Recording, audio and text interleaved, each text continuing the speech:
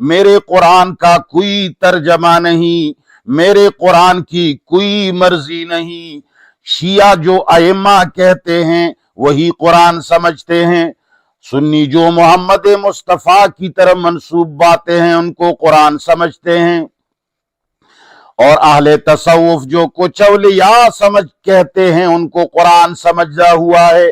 اللہ فرماتے ہیں سبحانہ، پاک ہے وہ ان تمام نسبتوں اور ان تمام عہدوں اور ان تمام محبتوں سے۔ بل لہ ما فی السماوات والارض، بلکہ سب کچھ اس کے اختیار میں ہے، وہ جو آسمانوں میں ہے وہ زمینوں میں ہے۔ اللہ فرماتے ہیں میں ان کا مالک ہوں، یہ میرے مملوک ہیں۔ مملوک معشوق نہیں ہوتا، مملوک بیٹا نہیں ہوتا، مملوک میرا وکیل نہیں ہوتا، مملوک خود مختار نہیں ہوتا۔ لہذا سارے نبی میرے مملوک ہیں، سارے ولی میرے مملوک ہیں اور غلام ہیں، سارے ائمہ اہل بیت میرے مملوک اور میرے غلام ہیں، سارے انبیاء میرے مملوک اور میرے غلام ہیں۔ تو ان میں اتنا لاڈلا پن کہاں سے آیا کہ میں ان کا عاشق بنوں؟ وہ کیسے اتنے بڑے ہو گئے کہ میں ان پر عاشق ہوں اور ان کو راضی کرتا پھروں؟ میرے قرآن کے معنوں کا وہ اختیار مند ہو جائے، میرے قرآن کے تفسیر کا ان کے پاس اختیار ہو جائے۔ اللہ فرماتے ہیں میں نے تو قرآن کو آسان اس لیے بھیج دیا ہے، وَلَقَدْ يَسَّرْنَا الْقُرْآنَ لِلذِّكْرِ، اللہ فرماتے ہیں میں نے ان کو عربی مبین میں اس لیے اتارا تاکہ کسی کو یہ شبہ نہ ہو جائے کہ اس کو یہ پیغمبر سمجھتا ہے ہم نہیں سمجھتے، اس کو ائمہ معصومین سمجھتے ہیں ہم نہیں سمجھتے، ان کو ائمہ اہل بیت سمجھتے ہیں ہم نہیں سمجھتے۔ ارے جی یہ قرآن تو ہماری سمجھ سے بالا تر ہے، ان کو ولی سمجھتے ہیں۔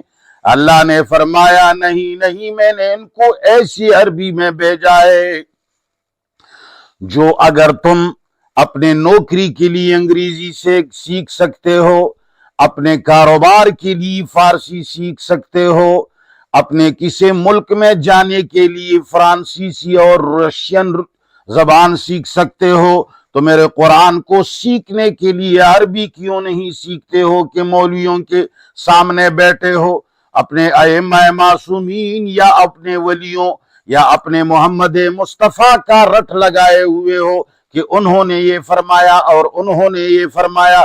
اللہ کے بندے، وہ ایک امت تھی قد خلت، وہ گزر گئی، انہوں نے اپنے اللہ تعالی کے سامنے اپنے عبادات اور اپنے سارے تابعداریاں رکھ دی اور وہ سب کامیاب ہو کر چلے گئے۔ بس ہمیں یہ بتا کے گئے کہ قرآن کو جس طرح ہم نے سمجھنے کی کوشش کی تم بھی سمجھنے کی کوشش کرو۔ کسی کو بھی اوپر سے وحی نہیں ہوتی قرآن کے علاوہ، محمد مصطفیٰ کو بھی صرف قرآن کی وحی ہوتی تھی اور وہ محمد چھپا نہیں سکتے تھے۔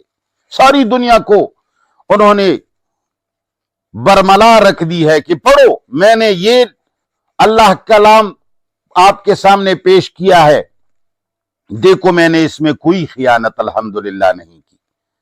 نہ کسی امام پر وحی ہوتی ہے، نہ کسی بزرگ پر وحی ہوتی ہے، اور نہ ہی محمد مصطفیٰ پر قرآن کے علاوہ کوئی الگ اور خفیہ وحی ہوتی ہے کہ وہ کہیں کہ بھئی قرآن کی اس آیت کا مطلب یہ اوپر سے اترا۔ نہیں، قرآن کو اللہ نے سارے یا ایہا الناس کہہ کر اللہ نے پکارا، یہ ہمارے لیے، امیوں کے لیے، بندوں کے لیے اللہ نے بھیجا ہے۔ ہر بندہ اس کو سمجھ سکتا ہے۔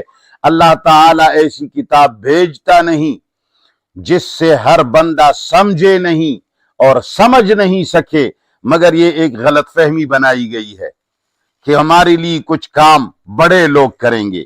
اللہ نے فرمایا سبحانہ، تمام نسبتوں سے میں پاک ہوں، خبردار پاکی کے آڑ میں، محبوبیت کی آڑ میں، محبت کی آڑ میں، مرتبے کی آڑ میں، امامت کی آڑ میں، نبوت کے آڑ میں، پیغمبری کے آڑ میں، ملائکہ ہونے کے آڑ میں میری